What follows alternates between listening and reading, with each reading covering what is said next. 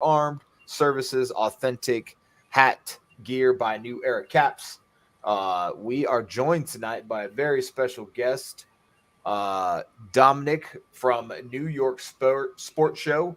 He can be found at NYSS Official on Twitter. Gentlemen, Adam, I'll start with you. How are you tonight? I am doing good, Chris. It's been a been a couple busy days down here in Florida. Obviously, no Sox game today with the postponement, but we'll dig into that a little deeper into the show. Um, it's been a crazy couple weeks. Good shit, man. Good shit. Dominic, how are you tonight, man? I'm doing great. Yankees just pulled off a very short two-game series sweep against Toronto earlier today. Life is good. They're one of the best teams right now in Major League Baseball. The Jets had some good draft picks.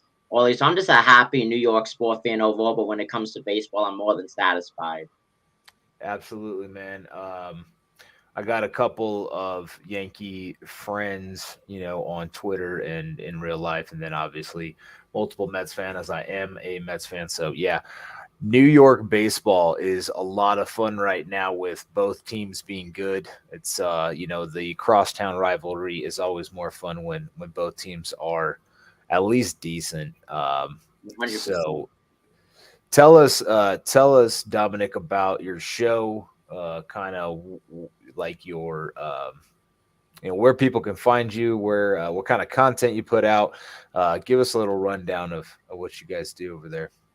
Okay, so I'm Dominic Konowski. I'm the creator and host of the number one all in New York sport podcast in America, the New York Sports Show. You could Google us, New York Sports Show. Just look us up on YouTube at New York Sports Show. We cover every major New York sports team across all different sports and even NASCAR and Formula One, along with other motorsports series. We do videos every single day on YouTube, posting, I would say around 2 to 4 times. We have over 2,500 videos on YouTube, and we also post usually daily on Spotify and other streaming apps. And we also have over 200 interviews with some of the top sport athletes in the world. Awesome, awesome. How That big is is awesome. your team over there? Is it you running all those videos, or is you got a few different hosts and whatnot? Thank you. And yeah, it's just me doing it all. I do the editing, video production. I do everything. That's awesome. That is fantastic. Tell us about some of the guests you've had. You've mentioned 200 top athletes. Who are some of your recent guests that you've been able to have on? I had George Michael Steinbrenner III on, of course, part of the New York Yankees organization, and he actually owns an IndyCar team where they've won a Grand Prix. I've had Matt Antonelli on. I've had Madison Santos on. He's a New York Yankees minor leaguer. When it goes to auto sports, I've had Chris Danielchek on, along with BJ McLeod and Austin Terrio. It's very awesome to do interviews. I ask questions that you don't normally see on ESPN or Fox Sports. I'm very, I would say, out of the box think when it comes to questions. More from a fan's perspective than anything. And yeah, with 200 interviews, I think it's 205, 206. That's awesome, man. That's congrats on all the success you've had with that show. Thank you. Cool, man. So currently Yankees sit atop the AL East. Mets are atop the NL East. Uh, which obviously you're a Yankees fan. Yankees have a lot of talent, a lot of good pitching going right now. Mets do as well. Do you see the sustainability for both teams to keep up at this high pace? I think the Mets could easily keep up. I think the biggest thing with the New York Mets is the fact that they are without Jacob DeGrom and they're having this much success. That is something I honestly would have never expected when DeGrom went down in spring training. I thought that that was going to be the end of the Mets' first part of the season. DeGrom was just transferred onto the 60-day IL. Well, that means nothing. He could easily come back beforehand, but frankly, I think that the Mets don't need DeGrom at this point. They have shown that they're a great team. I think they're going to keep winning. Biggest thing I'm looking at, though, is that they just got to keep playing consistent baseball. The bullpen has been one of the best in the MLB. I think they have a top 10 bullpen right now. The starters have been great. The lineups being fixed, of course, DFA and then eventually releasing Robinson Cano that helped the Mets lineup get better overnight immediately. There's no doubt about that. When it comes to the New York Yankees, though, no, I'm a Yankee fan, as it was just mentioned. I think the Yankees are in trouble. Right now, New York sits with, if I'm correct, 21, 22 wins. But frankly, the offense has not been that dangerous. They've been no hit multiple times through 3+ innings this season, especially against the Blue Jays. Now, overall, the Yankees have owned the Blue Jays. In the last 6 games played, the Yankees have won 5 out of the last 6. They have dominated the Blue Jays, but the Yankees' offense has been asleep for most of the games. If it wasn't for Gleyber Torres today, most likely the Yankees were looking at maybe only scoring 1-1 or even being shut out. Gleyber Torres has been a huge part to the Yankees' recent success, and it's great to see. And also, you got Kyle Higashioka, Jose Trevino, Isaiah kind of left, but they got to start hitting the bats. And when you think about it, those are 3 catches because IKF's primary position when he played on the Texas Rangers was as a catcher. So essentially, you have 3 catches on the team that have not been hitting that well. And the Yankees, they got to just make solid contact. You can't rely on the home run ball when it's obvious that this season the balls seem to be dead. Yeah, definitely. And we are going to get into that dead ball discussion a little bit in this episode because home runs are significantly down.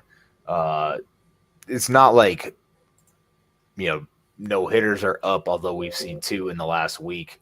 Uh, the amount of balls in play are down, home runs are down. Uh, Baseball's so funny because you could see them change this in a day by switching out the equipment, which they've been known to do, which is just kind of gross. I don't really care for how Rob Manfred has run MLB right now. What are your thoughts on kind of the whole different baseballs and the way that the MLB's kind of been switching them out? I'm not a fan of it. Everyone likes to see home runs. Everyone likes to see historic games, of course, no hitters, shutouts, complete game shutouts, perfect games at the end. But I think the MLB should just let the baseballs be how they were originally made. Leave it up to the hitter, because of course, you could be a great hitter and struggle at this point in the season because the balls are dead.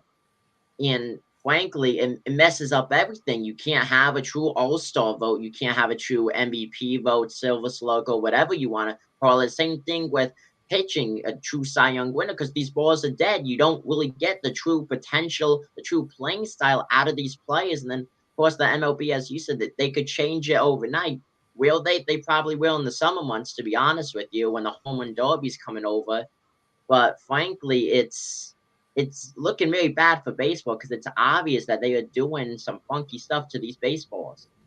Well, yeah, they added a universal humidor, which I live out here in Colorado, and they added the humidor to baseballs out here, a long time ago, and they didn't use them last year during the home run derby, and you just you saw balls flying out of here. So I think like they just need to stop messing around. I mean, there have been proven ways if you're trying to adjust,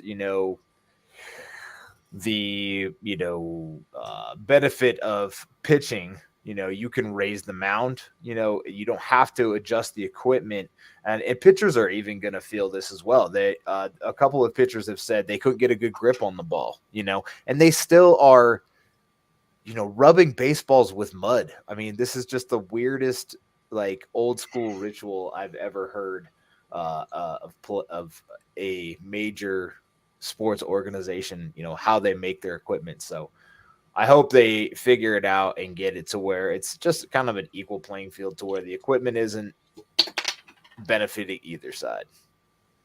Yeah, I have faith in the MLB, the very tiny faith, but I have faith that they will end up fixing the baseballs and it'll be enjoyable to watch, whether it's from the stands or sitting on the couch at home. Because right now, these games are very dragged on, very boring, and it's more of a defensive showing as anything than offensive.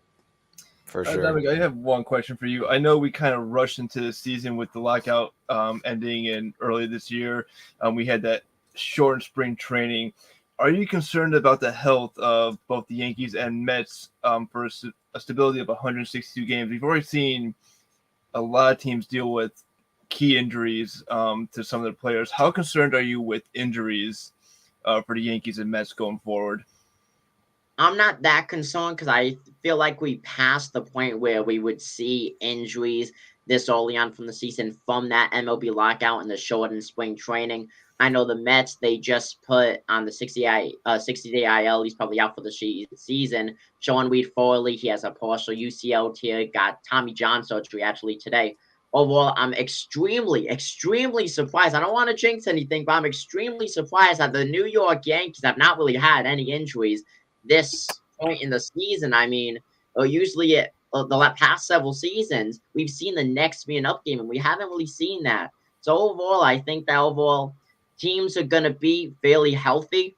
I don't think we're going to see injuries from the lockout. Of course, we're always going to see injuries, but I don't think we'll see any in an effect from the shortened spring training and jumping into everything.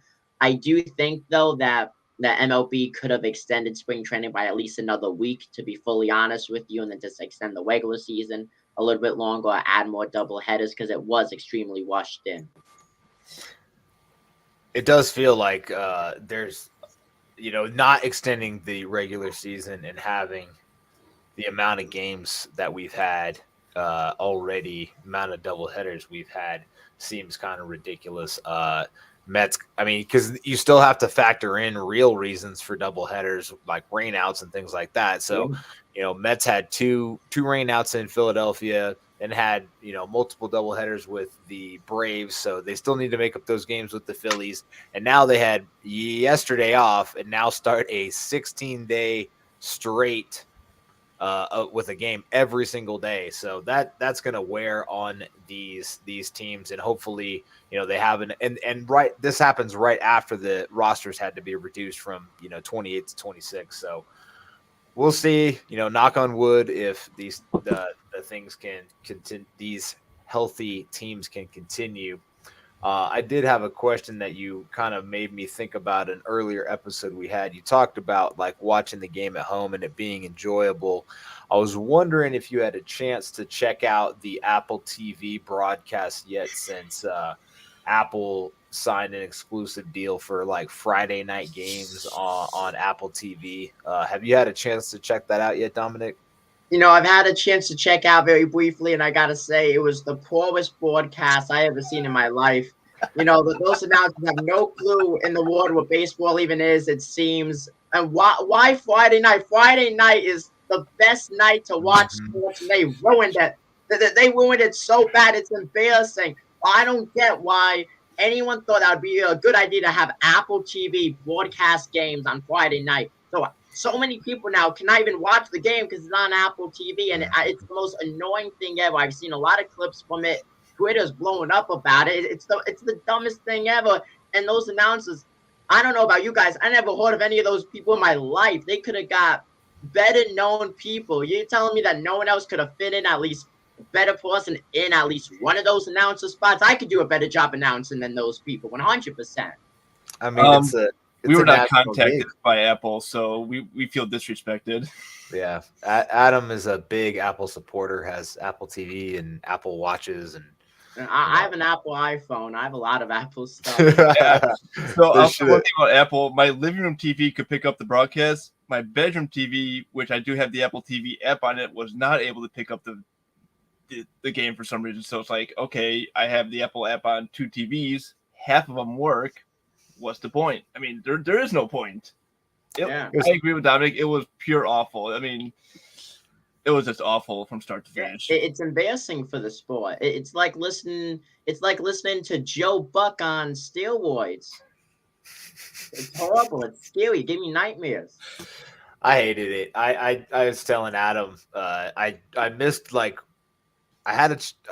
Mets were on like one of them early, and I missed it because I don't have Apple TV. I found a way to watch the broadcast a couple of Fridays ago, And I was texting Adam. I'm like, this is terrible, man. I'm like, I don't even know what they're talking about right now. They weren't even talking about baseball. You know, it was a guy and a woman, and they were just having this chit chat, and I wasn't even sure what was happening. I was like, I think I recognized one of the guys as a former player, but I couldn't be 100%. But yeah, I'm with you, Dominic, and I went off when that deal got signed. I was not happy for exactly the reasons you said. You know, you're limiting your audience to 100%. pretty much half of America who doesn't have Apple TV, and MLB is just like money grabbing, you know. Gotta get the money. Gotta get the money. I was just about to say that it's all about money these days, and it's very sad because so many fans, especially Friday nights, you know, everyone's preparing for the weekend, everyone's home chilling out, all pumped up. They want to see baseball, and especially New York Yankees baseball. The New York Yankees, no matter where you go in the world, you could be in Texas, you could be in Hong Kong, you could be in Berlin. No matter where you are, you will always see someone with the New York Yankees hat, knowing who the New York Yankees are. And they just took that away from so many people on Friday nights, and it's very sad to say. Absolutely. I mean, and I'll jump into this. With the Sunday morning broadcast with the Red Sox and White Sox, we were out with my mom at a water park here in Orlando, and I was trying to watch the game on my phone, and you need a premium subscription apparently to watch the Sunday morning broadcast. Okay, great. Now I'm going to spend an extra $5 a month for a subscription to watch baseball Sunday morning. Probably not. You're gonna nickel and dime left and right until we're I'm paying. already trying to figure out how many subscriptions I have for streaming. I think I'm up to like 4 or 5 right now. I've lost count. It's crazy. Terrible. And then you have WFAN. I love John Sterling. He's such an iconic announcer, but he's been getting so many plays wrong. He's calling home run calls when the ball's caught. Oh my God! The other night, Yankees are going up against the Texas Rangers. They're doing a mound visit. John Sterling says, and the Royals are coming out to the mound. And I mean, he got the first letter right, but that's how I'm listening to the game. I have the app on my phone, Audacity, where you can listen to the game, and I'm like, what? What did he say? You know, it's crazy what's going on right now when it comes to MLB broadcasting on both the radio and television. That call where the guy, whoever was it, Giancarlo Stanton grabbed the ball at the wall, and he's just like, I don't know what the holdup here is. I don't, the ball's been out. I don't know what's going on. I don't know what the holdup is. And his counterparts were like, well, Stanton caught the ball, and now we're he's throwing it in, and the guy just blew right past it, and it was terrible. It's time to hang him up. That was a pretty comical. It was, and he's been making a lot of those mistakes lately, and it's been funny to watch, but at the same time, it's sad to watch because John Sterling, he's up there in age, but he's such a famous announcer, But I feel like it's time for him to consider retirement. I mean, he's had such a legendary broadcasting career, but at the same time, you can't keep making those consistent mistakes, though, on plays that it's so hard to make mistakes on. Yeah, you should know. You should know better. It's not as bad as that guy with the Castellanos call where he was trying to give that apology for his sexual misconduct or whatever. Oh yeah, that was but it's getting pretty bad. But anyway, Dominic, before we kind of jump into our regularly scheduled programming, I want to get your take on the two divisions, the AL East and the NL East. NL East, everybody except the Mets is under 500 by 3 games. AL East is, just as good as we thought it would be, minus Boston. They're playing like dog shit. Even Baltimore is better. But how do you see these two divisions shaking out? You think the Yankees are in trouble? I think that division's tough no matter which way you slice it, even if the Yankees stay tough. Tampa's still well above 500. Toronto's, right around there. Who do you think challenges the Yankees for that division? Well, when it comes to the American League East, of course, the Yankees, they're 22-8 right now with a 733 winning percentage. The Tampa Bay Rays, they're 4.5 back. Toronto, they were pushed down to third place. Yankees, won a majority of the series, just swept them today, as it was mentioned before. I honestly think right now Yankees are playing consistent baseball. That's all you need to win the division. I think they're in a league of their own. To be honest with you, Yankees have a very big cushion. They're going up against the Chicago White Sox for a pretty lengthy series. They're in a beautiful spot right now. Their pitching staff is great. Their bullpen is great. Their offense has been a little bit shaky, but you know what? They've been winning games. They've been getting those runners to the bases and eventually coming back to home plate to score. Right now, I honestly don't think anyone could challenge the New York Yankees. Everyone thought it was going to be the Toronto Blue Jays and the Yankees. The Yankees have owned the Toronto Blue Jays this season, and there's no doubt about that. And then, of course, you have the Baltimore Orioles, who are 13 and 17. They're doing a lot better than what I could have ever expected, but they're going nowhere. Red Sox, they're 11 and 19.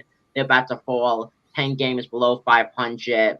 No clue what's going on with them. But at the same time, it's still so early in the season, anything could happen. But I feel like once we get through this month of May, maybe a mid-June, we're going to really see what teams are contenders and what other teams' plans are. When it comes to the National League East, New York Mets, as you guys mentioned, they're the only team above 500. Miami Marlins are 14 and 17. Philadelphia Phillies 14 and 17. Atlanta Braves 14 and 17. But when you look at the Braves, at this exact point last season in 2021, they were 14 and 17. What did they do? They came back and they won the World Series. So I honestly think it's a little bit too early to see for the Mets, though. They're playing great baseball. The Phillies are going to be a 500 team. The Marlins, I think they're going to win maybe 84 games. It's very hard to say with them.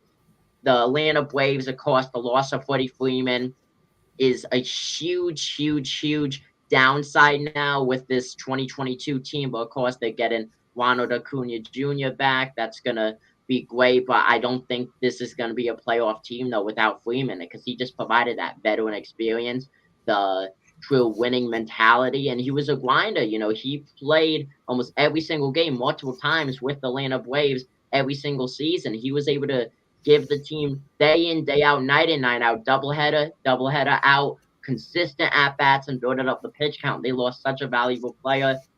And then, of course, the Washington Nationals, I don't even think they're going to win 70 games this year. They're going nowhere.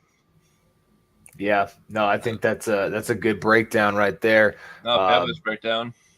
New York Yankees are second in the league in all of baseball in run differential, only behind the LA Dodgers. So Yankees are playing phenomenal baseball right now, 22 and 8, like you mentioned. So let's jump in, Adam, to the weekend recap. Last weekend was Mother's Day, so I hope you all had a nice Mother's Day with your moms. I talked to my mom for a good, hour and a half, 2 hours on the phone. She lives down in Arizona. Got my wife a nice massage from my sons, since they're too young to get her anything, and they made her a card. So that was how I spent my Mother's Day. Adam, were you able to hang out with your mom or talk to her at all?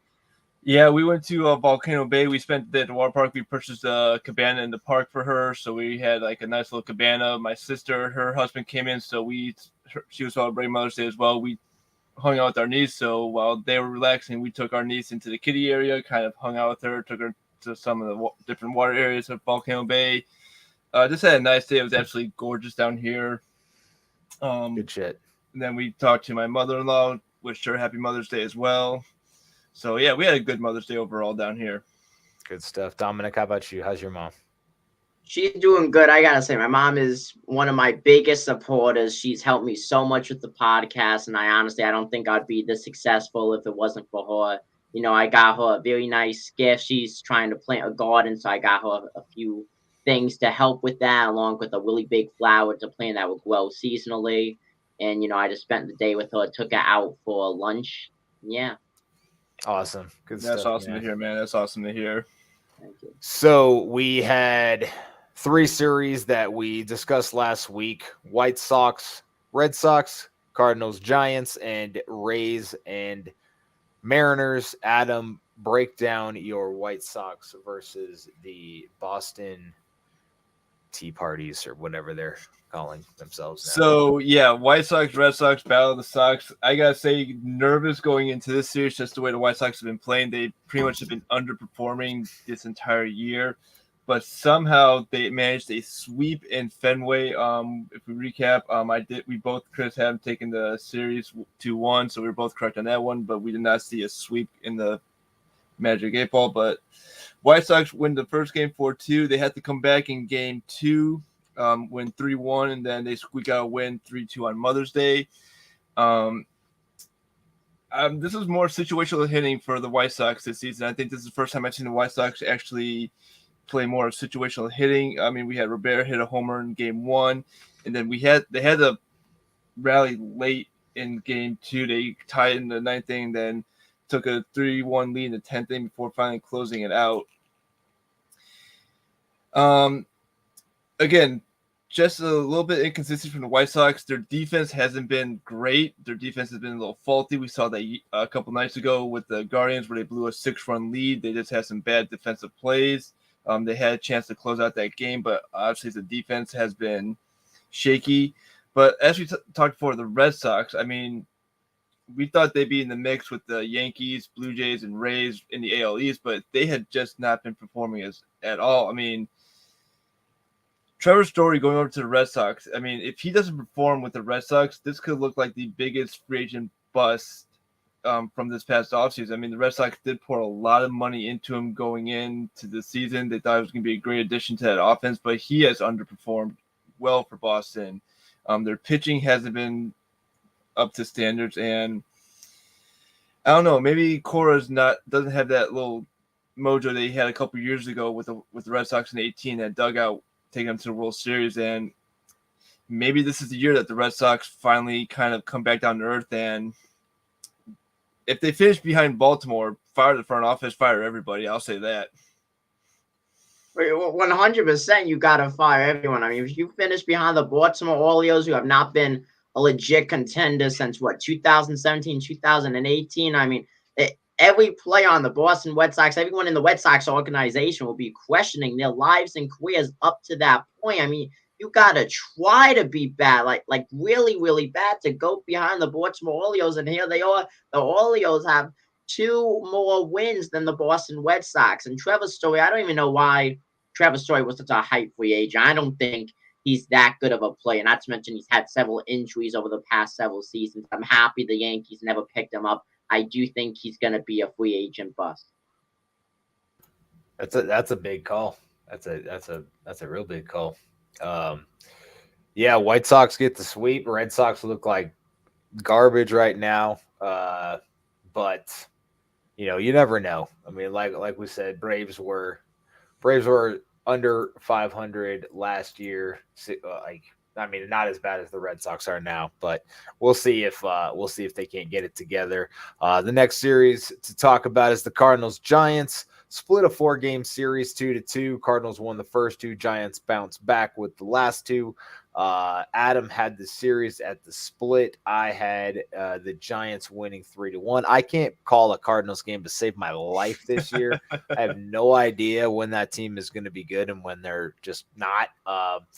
And I go back and forth with a Cardinals fan on Twitter quite often, and it all started with the whole Mets-Cardinals series where Pete Alonso gets beamed in the head, and then Nolan Arenado gets thrown out the next night, and bench is clear, and these two teams want to fight, and it's going to be interesting. They play each other this month. I'm curious to see if there's any backlash or anything going on.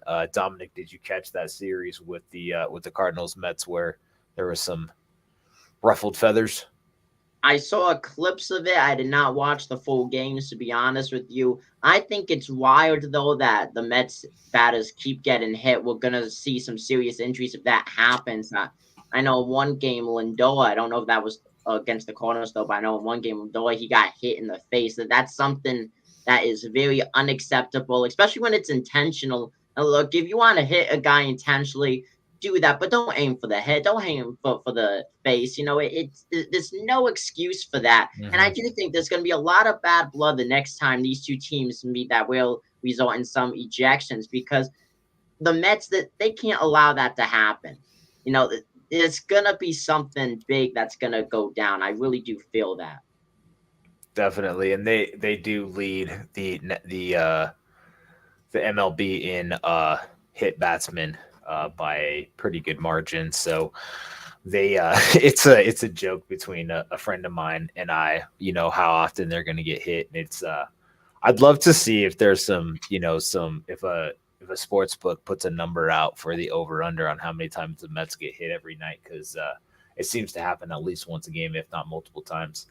Adam, take us home with your second or third favorite team. I can't keep track. The Tampa Bay Rays faced the darling of the AL West. Actually, I'd say the Angels are probably the darling right now. The Seattle Mariners.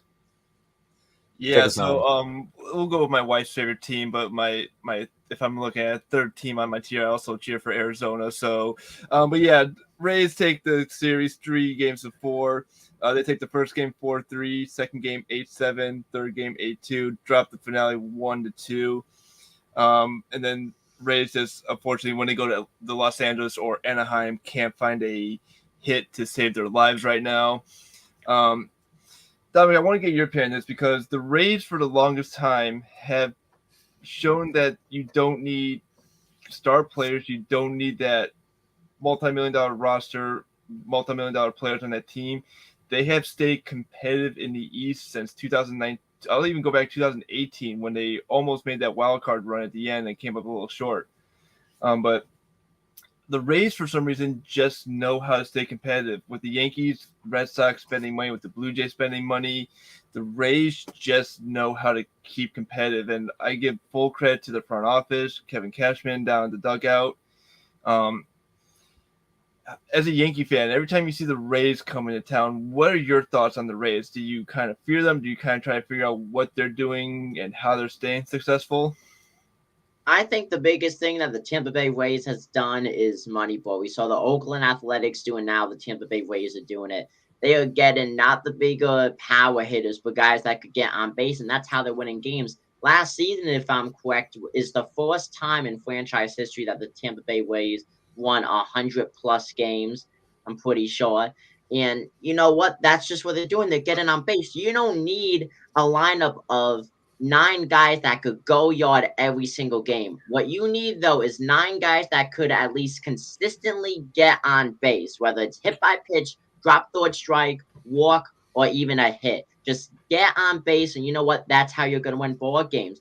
Tampa Bay, they haven't always had the best starting rotation, and especially since Blake Snell left, he was really the only big pitcher, especially in the bullpen too. They don't really have a big bullpen, but what they're doing, they're getting guys that could throw strikes and get strikeouts, and they get guys that get on base, and they're not spending a lot of money doing it. I guarantee you, any MLB team, if they just looked at on base percentage, you could easily get a 25, 26 man roster of free agents or minor leaguers who get on base, and I guarantee you that team would finish with 90 or more wins because of that. Yeah, I agree with you that they really haven't had starters since Blake Snell left. And obviously, I think a lot of Rays fans are still wondering, had Blake Snell stayed in that game in the 2020 World Series, would that outcome been a little different for Tampa? But yeah, I mean, I agree. Tampa, they have a good farm system. The front office knows how to set this lineup, and Kevin Cashman and his managing staff have had the ship running pretty much straight for the last couple of years.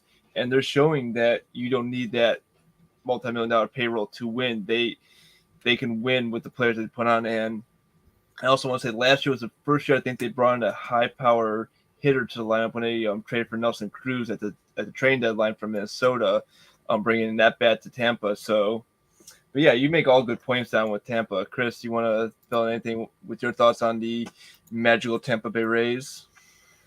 Yeah, I mean they've done it with young talent for forever. I mean they had 2 guys last year that were competing for, or that could have been rookie of the year. So they continue to just replenish that farm system. I'm trying to look at where they're at um, as far as like pitching goes this year because I feel like they're about 12th in um, a lot of pitching categories right now. So their pitching staff isn't amazing, but it's not terrible. And their Yeah. hitting has been solid. And like Dominic mentioned, get on base, move, station to station, move guys around, and that's how you can score runs. And if you have a guy that can put it in the seats, great. That's helpful as well. Mets have been doing kind of the same thing. They picked up, Marte, and they picked up Canna. These guys are guys that get on base. Escobar, guys, a guy that gets on base. Escobar leading the league in walks right now when he's never done that before in his entire life. So, yeah, never been a guy who takes pitches. So definitely, speaks to what Dominic said and get on base, move the runners around the base, and that's how you win baseball games and have decent pitching. Tyler Glasnow was their ace last year that got hurt. He can come back later in the year, probably not super early. He didn't have Tommy John surgery until August, so not looking too good.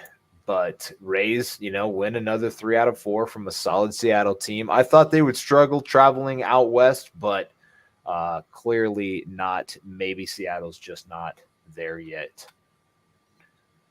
So Adam, we touched on this a little bit at the beginning of the show. We had our first COVID-19 postponement of the season. The Cleveland Guardians and your Chicago White Sox were postponed because of multiple positive tests within the Guardians organization. Was that player related, coach related, a combination of both? What was the kind of the details on that? So it was a kind of combination of both. So Terry Francona did test positive for COVID. He was not going to be managing the Guardians. But when they did further contact tracing and just testing overall, they found that there were multiple positive tests within the organization. And the thing that kind of threw my mind about this was called at the very last minute. I mean, you had fans already in attendance at Guaranteed Rate getting ready to watch the game when they made the announcement on the scoreboards that today's game would be canceled. White Sox players were already on the field taking warm-ups, batting practice. Some of them stuck around to obviously attend to the fans, sign autographs, take pictures. But this was a very late postponement if we're going by just COVID, which obviously COVID, you can't really predict what this virus is going to do. It's ever changing, and you really don't want to play around with it even the couple years into this thing. So, yeah, this game has been postponed. It will be made up at a later date. The date has not yet been determined, but we wish everyone, the Guardians organization, good health. Hope everyone that is test positive recovers and returns healthy to that organization. Yeah, New York had a very interesting, preseason COVID discussion, and obviously this goes back to Kyrie Irving and everything that the New York governor decided to implement, saying that athletes couldn't play if they didn't have vaccinations. They've since cleared that. So, Dominic, what was kind of your kind of take during that whole situation? Were you concerned that, Yankees or Mets players that weren't vaccinated were going to be in trouble, or were you pretty convinced that it was going to work out before the season started? I was pretty convinced that I was going to walk out before the season started, to be honest with you. I didn't really understand. You could be an unvaccinated fan. You could go sit in attendance. You can't play in the games, though, if you're a player. I just don't think that made any sense. And, of course, ended up walking out for the Yankee players. Then, of course, whoever on the Yankees were not vaccinated ended up being vaccinated because we would have found out when they went to go play in Toronto because of their vaccination mandates. Mm-hmm. Overall, though, I'm happy he walked out because you don't want to see a guy like, let's say, Aaron Judge have to sit out in Toronto or anything. That could have been detrimental to the New York Yankees right there. So it's nice to see it walk out. But I do think when it comes to the NBA, Kyrie Irving, he's the one who really set that motion in place, to be honest, and it had that effect going into the MLB. Definitely. I never really understood with an outdoor game when we had a good idea that, being outside was pretty safe as far as the virus was concerned, why you would be concerned. And you still see, masks on people, whether that's, athletes or like the Boston Celtics tonight are playing the Milwaukee Bucks, and the Boston coach consistently has his mask on. So, if players wanted to, they could have, wore those dust cover masks or whatever. Like, I just felt like it being outside was a little confusing as to why New York was being so strict on that. But it is what it is. No big deal. Onward and upward. Hopefully, everybody in Cleveland is okay. Nobody from the White Sox is affected, and obviously no fans or anything, catch COVID from this, mini outbreak. But we talked about last week the New York Mets combined no hitter, second no hitter in Mets history, which is depressing, but it is what it is. So the Los Angeles Angels of Anaheim, Disney special, threw a no hitter by Reed Depner, rookie starter, 11th game started against the Tampa Bay Rays. 9 innings, 2 strikeouts, 1 walk, only 108 pitches thrown, 68 were for strikes. What an amazing game for Reed Detmers. And we saw 13 no hitters last year. Yeah. Dominic, I'll start with you. Did you happen to catch anything from the game or see the Detmers no hitter? I was able to see parts of it. I think the thing that surprises me the most is that he only had 2 strikeouts next to his name.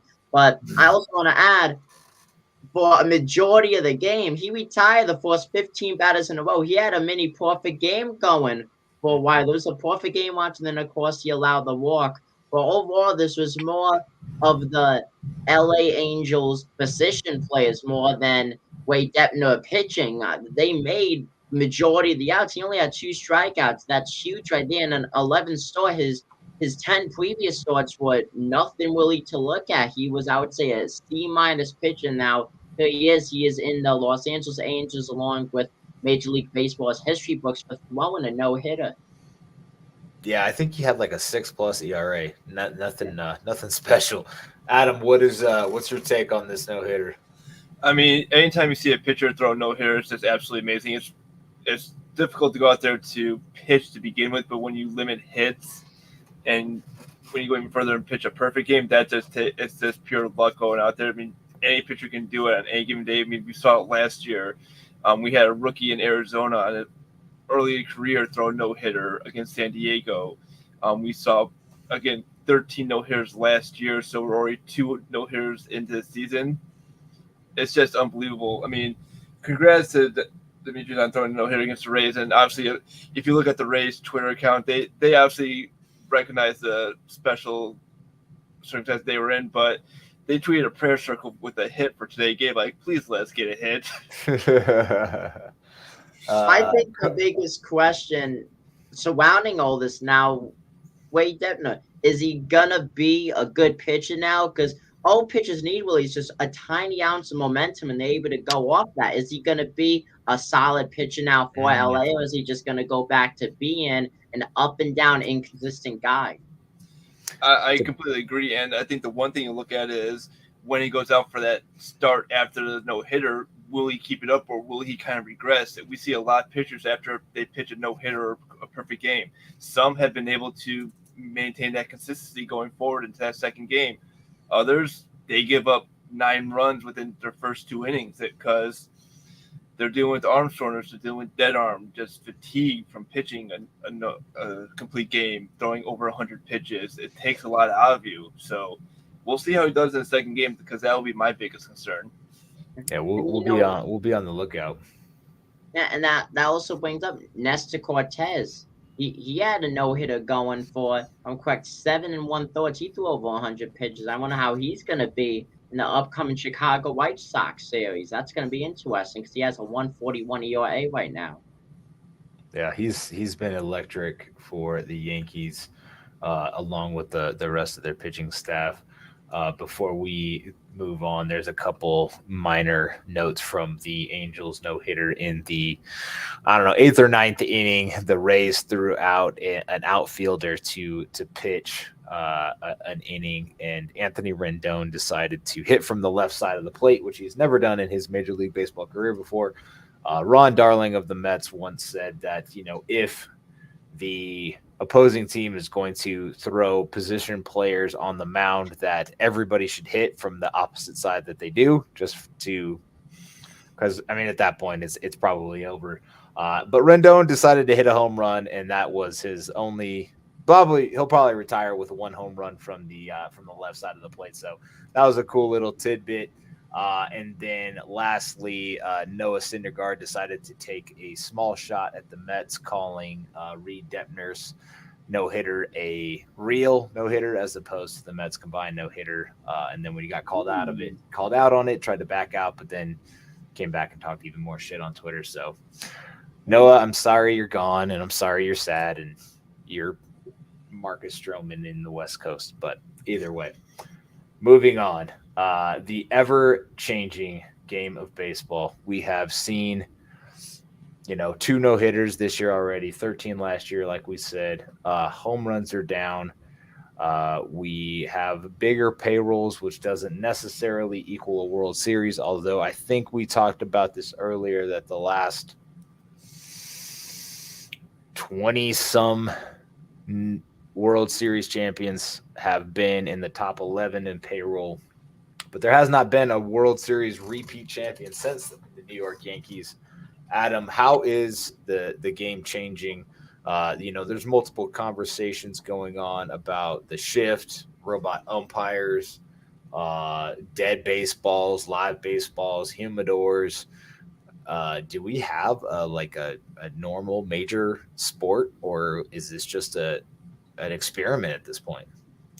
I mean, you could look at it just being one big experiment that lasts for 6 months, and we're just testing everything out in spring training and then really diving into it in the regular season. I mean, the one thing that stands out to me, the NHL, NBA, and NFL have all had multiple repeat champions in their leagues. I mean, we saw with the Lightning last year, they're back-to-back Stanley Cup champions. You saw the Patriots have their runs. You saw the Golden State Warriors pull off some repeat championships. The fact that baseball has had 21 different champions so far since the year 2000 tells you a couple things. One, it's almost a little bit more competitive balance with 21 different champions. Two, it is hard to repeat in the game of baseball, and I will stick by that, saying that it is hard to repeat in the game. Baseball is longer. Baseball is a little more mentally and physically demanding. So the fact that it takes a lot to just repeat as champions, let alone get back to the playoffs, because you look back at the early 2000s, they were still on that 4-team playoff format from each league. Then you expanded it to 5 teams. Then you had the awkward 2020, we're just going to throw 16 teams into the mix. And now we're getting this year with 12 teams going into the playoffs. So it's just ever changing, and I think baseball has to still adapt. There are still things that they need to adapt. I mean, I had the Rays Angels game on, and they were doing a replay, and I'm still getting used to the umpires miking up and announcing the overturned call or the call stands on the field, which I absolutely like. I mean, yes, we could be seeing a difference with the baseballs. Are they being stitched differently? Is the material different? They're still rubbing mud on the baseball, which I play softball. I still rub dirt on the ball when I'm warming up, or every time I still throw dirt on my hand because I'm just so used to it. There's things I still do when I used to play baseball that I do going forward. So, I mean, there's multiple things that you can look at with this game, in my opinion. Yeah, I agree with you 100% on that. Baseball is a very long sport when it comes to game time. It's been changing for several years now with a lot of major changes. I think the biggest thing to baseball is just the mental fight that players got to do, especially an everyday player who's going to play 150 plus games. Fatigue definitely comes in the playoffs. And then, of course, you have analytics playing a big part, even in the regular season. Even in spring training, analytics play a huge part. And I really don't think we're going to see a repeat winner for a while until managers actually start managing the team like how they used to in the 90s. What do you think's the difference in managerial style now versus the 90s? You mean more or gut, less analytics, more stolen bases. What's your take there? More gut, less analytics, 100%. Baseball has too many statistics that managers look at and depend on, and it's frankly very annoying. Analytics is not always going to win you a ball game. It's more of a reference, but references mean nothing in real life because anything could happen in a ball game. Every pitch could have a different outcome. Every second could have a different outcome in baseball. When it comes to offense or defense, they even game start time and where the game is being played at. Analytics does not help the players play ball. So if you look at managers like Tony La Russa, Dusty Baker, Buck Showalter, your old school managers who are managing in a fairly new league, um, would you say they have more of an advantage or disadvantage? I would say that they have a little bit more of an advanced. I know a guy like Buck Showalter, though he's tending more towards the analytical side of baseball. But overall, they've been in baseball for a while. A lot of them been players themselves, especially Buck Showalter, a very famous ball player. So it's good to have a manager who was also a player because they are familiar with a lot of situations. And with baseball being an ever-changing sport, it's good to have an experienced manager.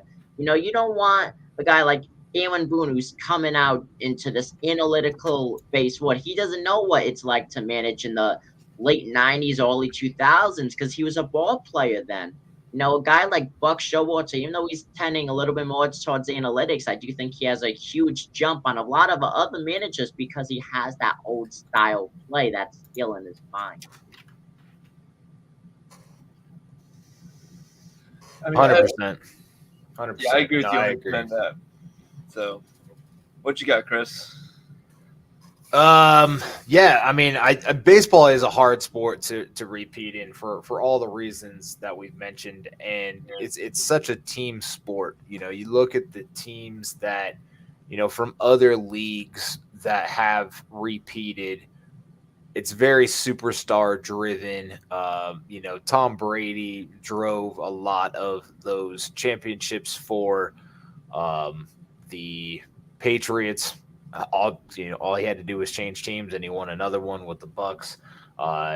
Steph Curry, Klay Thompson, Kevin Durant, excuse me, all won in Golden State. So baseball's a lot of players, 25-man roster. All guys have to hit together, pitch together, field together. It's difficult to affect the game with one star player. So I think all of those things are going to be interesting. How they changed the baseball. I read an article on Fangraphs where the drag on the baseball is much higher in the last year or two than it ever has been before. And they did a study over, I think, 5 seasons. And this year and last year, the just wind drag on the baseball is a lot lower than it has been in the past, even considering launch angle and velocity of baseballs and things like that, kind of going into the why home runs are down. So they need to get the equipment figured out and consistent. But baseball is going to continue to change. I'm curious, Dominic, what's your thoughts on the shift? Do you think it should be allowed or not? I'm not a fan of it. I'm happy that the shift's going away, to be fully honest with you. I hate it. I think it's not true baseball. You didn't see that in the olden days of baseball. It's very frustrating. It takes a lot of hits away from good players. And in a way, it's cheating. Baseball, the way baseball was in like the 1970s, 1980s. Of course, I wasn't around for that, but it was a totally different game. It was a truer game. It showed the players' true talents, both offensively and defensively. And the shift is like a mini cheat code in a way because it gives the defense an extra advantage. Yeah, I think I have this argument every time we bring it up with pretty much with myself, whether it's should it be allowed or not for the same reasons you said, and then my arguments for why it should be allowed are it promotes changes in the game to get guys to be able to hit the other way, to get guys to be able to take what the defense gives them, to make managers manage different. So it could be a springboard into a new style of baseball that will force guys not to play the shift on you. If you can't hit out of the shift, then should it, I don't know, but it is stacking the box more or less and taking away a good portion of the field. But we'll see how it works out, with them taking the shift away. But I want to talk, about the upcoming series that we have this weekend. We love weekend baseball. Friday nights, like you mentioned earlier, always kick off a good weekend of baseball. So we'll talk 3 series like we typically do.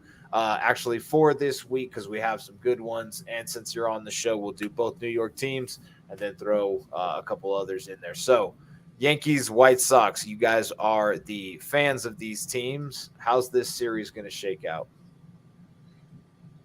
Well, I think firstly, Yankees are gonna pull off the sweep.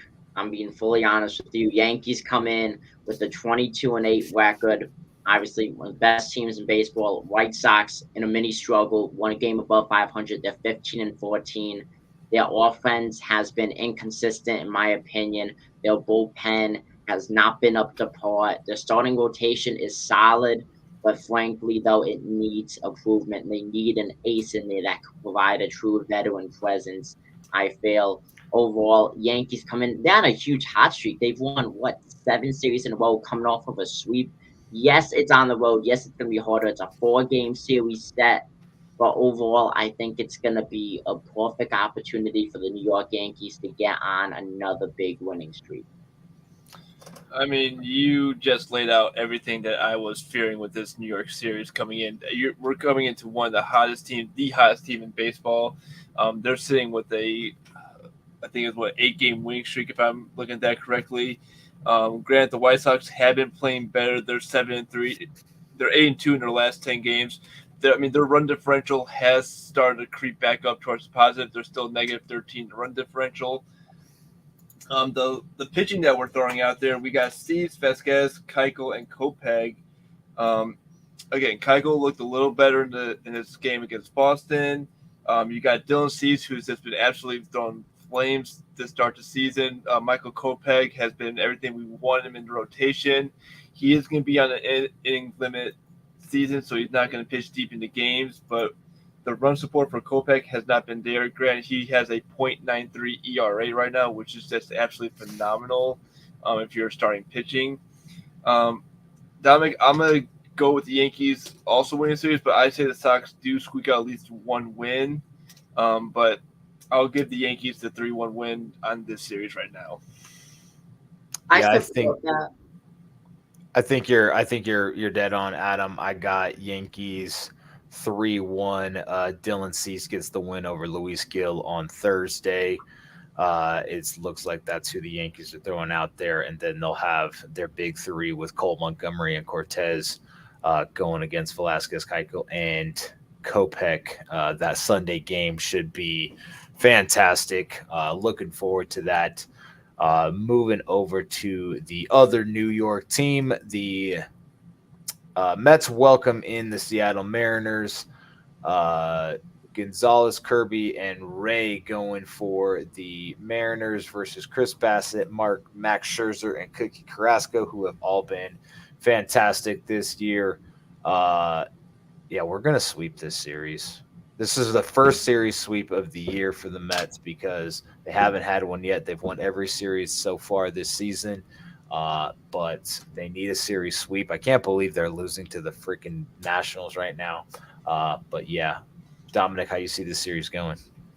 I think it's going to be a very close series, to be honest with you. I think it's going to be heavily reliant on the bullpens, on whether or not it's going to be a win or loss for both sides. I think it's going to be a battle of the bullpens. Of course, the Mets, those great starters coming into this series. Great starting rotation overall on the season. They have momentum. I think the biggest key with the New York Mets is that they got to play good offense. Because right now, especially if they lose to the Washington Nationals, they're going to lose a lot of momentum going into the series against Seattle. I do think they could win the series. I don't know if they could pull off that sweep, though.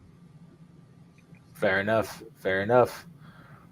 Next big series, the Toronto Blue Jays versus the Tampa Bay Rays, the second and third team in the National League East. Friday is Kevin Gossman versus Drew Rasmussen. Saturday looks like Ryu versus Yarborough. Sunday looks like Manoa versus Kluber. These are obviously not set in stone yet. These are just based on rotational history. Uh, Adam, why don't you go first on this one and tell us who you got? Actually, you didn't tell us who you had on the Mets Mariners series because I'm a jerk and I just skipped over you. No, it's all good. I mean, I'll hear it from my brother-in-law, who is definitely a huge Mets fan. We were actually talking Mets baseball this past weekend. I'm gonna kind of go with Dominic. I think the series was a little closer. Um, with Matt Scherzer going in Game 2 and Chris Bassett in Game 1, I think that's your series clinch right there. So I give the Mets the 2-1 series win. As for the Blue Jays Rays, I mean, they've already played each other already this season. We saw kind of the Rays and Blue Jays split a 4-game series. I'm starting to worry about the Rays. They dropped the first two in Anaheim. They're playing Game 3 right now, tied 2-2. Looks like they're trying to squeak out a win in Anaheim before they get back to playing Toronto. They actually took a 3-2 lead in the top of the 10th.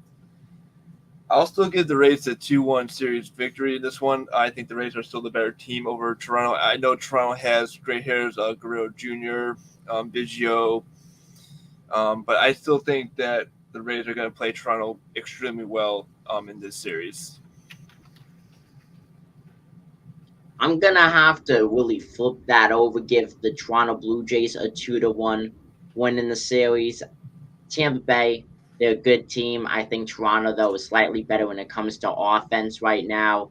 Yes, they split the most recent series when they met each other, but frankly, it's gonna be a very, very close series, nevertheless. Yeah, I think it's these two teams are all these teams in the AL East. As long as the Yankees come back down from Planet wins all the time, then they'll all be battling for that top spot. I picked the Blue Jays to win this division at the beginning of the year, but I think it could go either way. The Blue Jays do need to bounce back. It being in Tampa though makes it a little bit more in favor of the Rays. This is a very tough call. I think Toronto probably wins 2 out of 3 of these games, but it's going to be interesting which two. If Ryu does come back and pitch, if Kluber continues to show up for Tampa Bay, Rasmussen's been good for Tampa Bay, Yarborough's been okay. So I still think Toronto wins 2-1 though. Last series of the weekend is another Giants Cardinals series. So hooray! I'm not going to pick this series because I can't do it. I don't know I don't know how to pick Cardinal series at all. Dominic, we'll let you close us out. Which of these teams do you think is the better squad overall?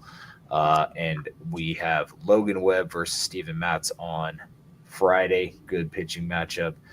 Carlos Rodon, one of the just absolutely flame throwing this year, versus Hudson on Saturday. Wood and Wainwright potentially on Sunday for the ESPN Sunday Night Baseball game. I think it's going to be a very close series. The San Francisco Giants, a great team, a legitimate playoff contender, won 100% early on.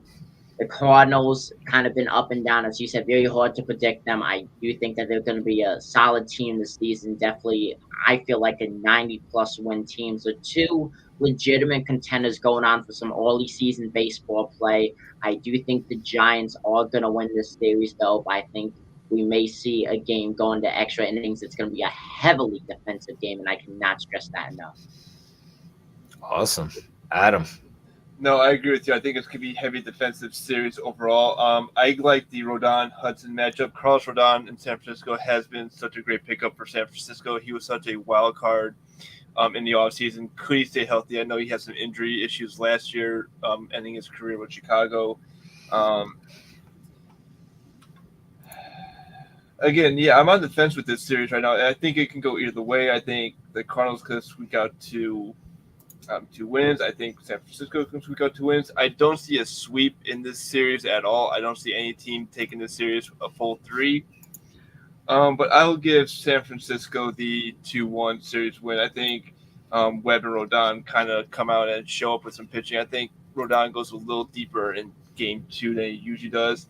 But I think the strikeouts for Rodon are just going to be there. He's been racking up strikeouts left and right out in the Bay Area. So I'll give San Francisco a 2-1 victory.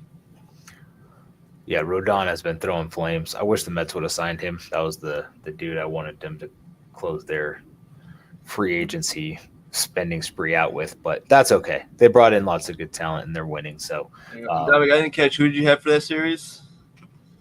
I have the Giants winning that series. I refuse to pick this series, Adam. So they are both winning 1.5 games. Split. I'm going to say Chris says series gets canceled. There we go. You know what? They both win a game, and there's a rain out somewhere. So there it is. That'd be interesting. Where that? Yeah, it's in St. Louis. It can rain there, like quite a bit. So there you go. Well, Dominic, we appreciate you joining the show tonight. I look forward to catching more of your content at New York Sports Show. Everybody, go follow Dominic at NYSS Official on Twitter. Go check him out on YouTube. Find his podcast on all your podcast providers, Apple, Spotify, all that fun stuff. Same thing for us. Follow the show, like the show, throw us some comments. Dominic, closing remarks? I just want to say it was an honor to be on here tonight to talk some baseball with you guys. We enjoyed having a show. We like getting some more baseball perspective. Definitely like the New York baseball scene. We got Yankees, Mets on the show, so always good to have a little bit of a New York banter going back and forth. For sure, and definitely when both teams are good, like I said, it's a lot more fun. But this has been an awesome episode. It was great to talk to you, Dominic, Adam, everyone. Have a wonderful evening and have a great week. Have a good night, guys. Good night, guys.